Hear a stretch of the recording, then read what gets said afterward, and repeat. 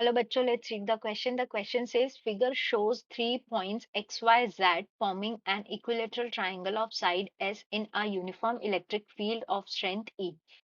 A positive test charge moved from x to y, from y to z and z to back to x. Which one of the following correctly gives the work done against electric forces in moving the charge along the various path to this path?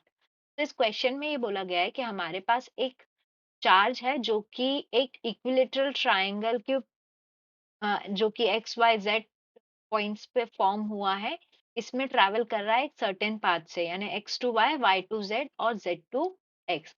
इस path में वो move कर रहा है। ठीक है, तो हमें बताना है कि पर्टिकुलर पाथ में, यानी एक्स से वाई, वाई से जेड और जेड से एक्स, इसमें कितना वर्क डन हमारा होगा। तो यहाँ पर हम क्या करेंगे, एक एक करके हमारा वर्क डन कैलकुलेट करेंगे।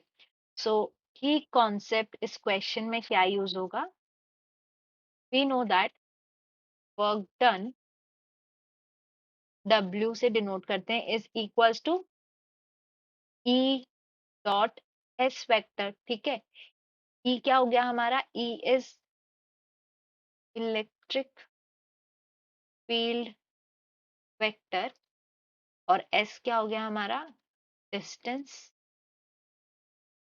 वेक्टर। ठीक है, अब देखिए फर्स्ट पाथ जो है हमारा x टू y, इस केस में हमारा जो पाथ, जो इलेक्ट्रिक फील्ड है डाउनवर्ड डायरेक्शन में है। ठीक है, ये हो गया हमारा इलेक्ट्रिक फील्ड, और पाथ क्या है हमारा, ऐसा है, ये हमारा हो गया s। ठीक है, here electric field is perpendicular to vector distance vector, therefore E dot ds, अगर हम छोटे से सैंपल के लिए ले रहे हैं, ये क्या हो जाएगा हमारा, जीरो हो जाएगा, क्योंकि डॉट प्रोडक्ट परपेंडिकुलर में क्या हो जाता है, जीरो हो जाता है। देयरफॉर हमारा वर्क डन क्या हो जाएगा, वर्क डन जो कि होता है हमारा E dot ds is equals to zero.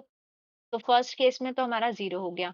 Second case में जब y टू z हमारा है, तो यहाँ पर देखिए इलेक्ट्रिक फील्ड नीचे की तरफ है E, और जो हमारा पाथ है S, वो क्या है, ऐसा इक्विलेटरल ट्राइंगल था तो ये हो गया 60 डिग्री, ये है हमारा S। ठीक है, ये अगर 60 है तो ये एंगल कितना हो जाएगा, 30 डिग्री हो जाएगा। ठीक है, तो यहाँ पर E and S are are at 30 degree, are at 30 degree. तो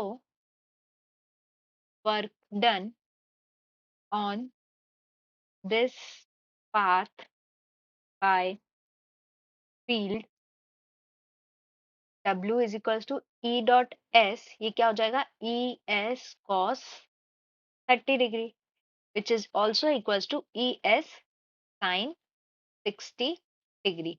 ये कैसे लिखा हमने, since cos 30 degree is equals to sin 90 degree minus 30 degree, that is sin 60 degree.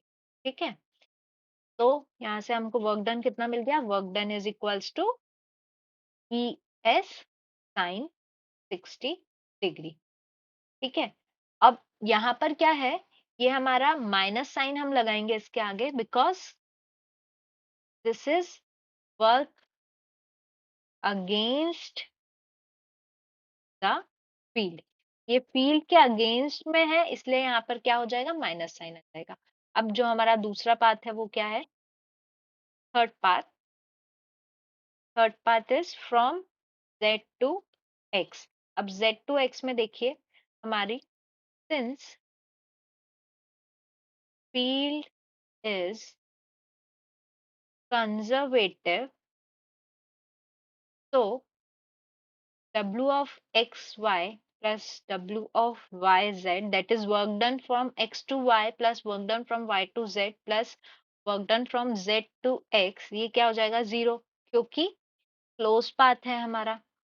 तो यहाँ से हम लिख सकते हैं work done from z to x is equals to minus of work done from x minus X to Y minus work done from Y to Z, तो ये हो जाएगा -0 minus of minus E S sine 60 degree, तो ये क्या आ गया plus E S sine 60 degree. ये आ गया हमारा work done from Z to X के लिए। तो तीनों पाथ का आ गया, तो अगर हम ऑप्शन चेक करें तो तीनों पाथ में क्या हो जाएगा, ये दिस इज 0 एक्स से एक्स टू वाई तक, वाई से जेड तक हो जाएगा ये हमारा ई एस साइन 60 डिग्री, और जेड टू एक्स हो जाएगा plus E S sine 60 degree, यानी ऑप्शन डी। तो करेक्ट आंसर क्या हो गया, correct answer is option D. I hope you understood the question well. Best of luck.